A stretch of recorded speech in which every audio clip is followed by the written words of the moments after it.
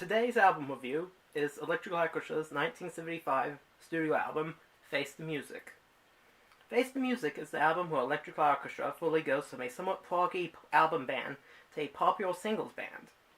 A lot of the sinister instrumentals have been replaced with a lot cheerier ones, even on the sadder songs. While this change sounds dramatic on paper, it did not mark a huge musical change from the previous album. Face the Music is not merely an album dangling from a hit single. It is an album of songs that already sound like hit singles. This style had already begun to emerge on El Dorado, but was not as noticeable due to the latter's story structure. Along with cementing Electric Light Orchestra's format, Face the Music also solidifies the band's lineup for their greatest period of success. Bassist Kelly Grocott makes his studio debut here. His backing and harmony vocals will continue to be a prominent component of their sound through 1983's Secret Messages. Though the album does move in a more mainstream musical direction, the instrumentation does not take a major hit. The long instrumental breaks from the band's early albums are mostly missing, but the best parts are distilled into each song's backing. Scattered throughout each song is great riffs, solos, and string arrangements. Richard Tandy, in particular, does some great things with his synth keyboards that add a lot of texture to the album. A lot of the songs on Face the Music are short and feel like single length, but at the same time the album does not feel half-baked. Instrumental variation is a plenty, and the passion in the songwriting and singing make it feel almost like one of the best, greatest hits albums ever made. Despite this, the music also feels very consistent. Each song sits comfortably next to the others in a way that makes the album feel holistically dense. Face the Music perfectly blends the format of the hit song with the album format to make one of the band's greatest efforts. The album begins with Fire on High, a mostly instrumental piece. This song features very good playing, a great guitar bit that almost acts as a chorus, and great choral backing vocals that kick in at the climax of the song. It manages to stay fresh and exciting throughout the entire runtime and stands as one of Elo'S best instrumental songs. Waterfall recalls the dreaminess of I Can't Get It Out of My Head. Jeff Lynne, once more, pulls out his dreamy vocal style, and it works very well here. The lyrics flow very well and solve the music quite effectively. The repeating riff that opens the song and reappears throughout it is very memorable. The chorus of the song is quite effective, giving an impression of steadily pulling you down into the music. Evil Woman is the ultimate schadenfreude song, a man's ultimate rejection of a woman who has mistreated him.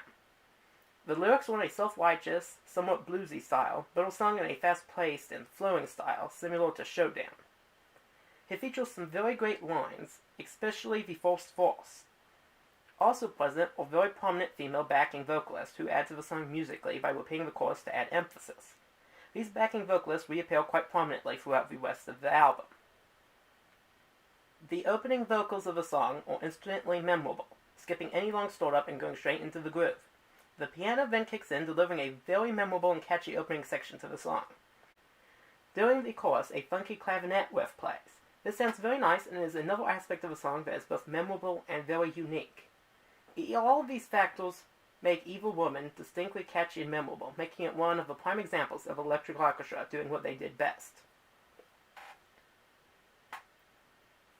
Nightrider features a chorus that starts with a hard build-up before turning into a flowing, satisfying one. The opening lyrics are mysterious sounding and the main verses are hard.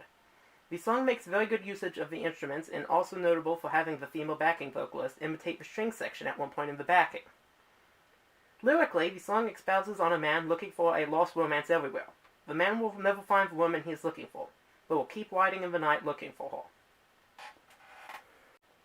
Poker is another great song, delivered with very fast speed and passion. The synth arpeggio played throughout the song is very exciting, and feels almost like something out of a 90s video game. The vocals are excellent, and sadly one of the only times that Kelly Grocott really gets to show off his vocal skills on a studio album.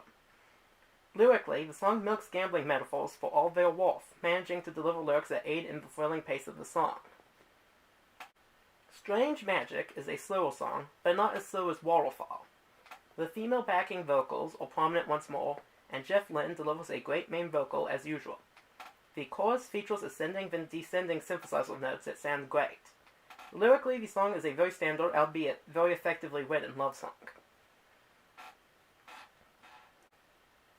Down Hometown is a genre exercise, and a competent one at that. The song is a country pastiche, where Jeff Lynne imitates a southern voice, and the typical violin sound is replaced with fiddling. The female vocalists get a few parts of their own here, instead of just repeating the lyrics like they do on other songs. The lyrics are very tongue-in-cheek and brag about the hometown band of a reclusive country town. It's a fun hoedown-style album track, but it is also probably the weakest song of the album, and one of the band's weak or more forgettable songs overall. One Summer's Dream is another slower song, and feels almost like a second part to Waterfall. Lyrically, the song has a somewhat unique lyrical style, where the first line of a verse is imagery, and the second line describes the narrator's sadness. The song is an effective one to end the album on, feeling climactic, but in an end of the journey sort of way. So before we move on, we're going to look here at the sleeve. It's got kind of a dark-looking feeling, even though this album is a bit popular musically in some of the other albums, but it's very nice. You got the electric chair. I like the way it has the name of the band, but then it also has the E and then the L and the O. The colors do pop out. It's kind of a nice kind of dark green color. The back has the band with kind of shocked look on their face, and it also has this kind of metal border with rivets, which also appeals on the liner. As the liner, it's got like a hand of the person on the electric chair. It's got the liner notes, and then this side's kind of nice but kind of basic. It has the lyrics and such, as well as the band's name.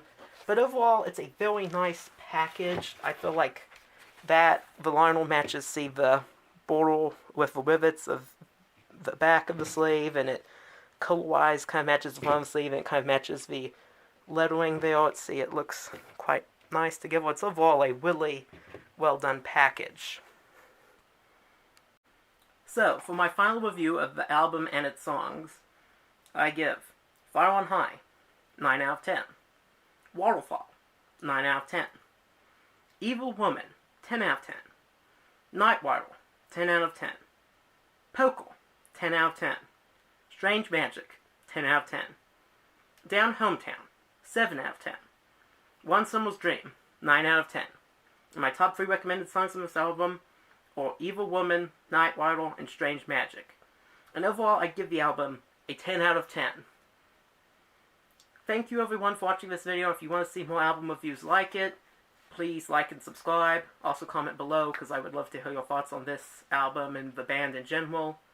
And I will also have more Electric Light Orchestra album reviews coming up soon.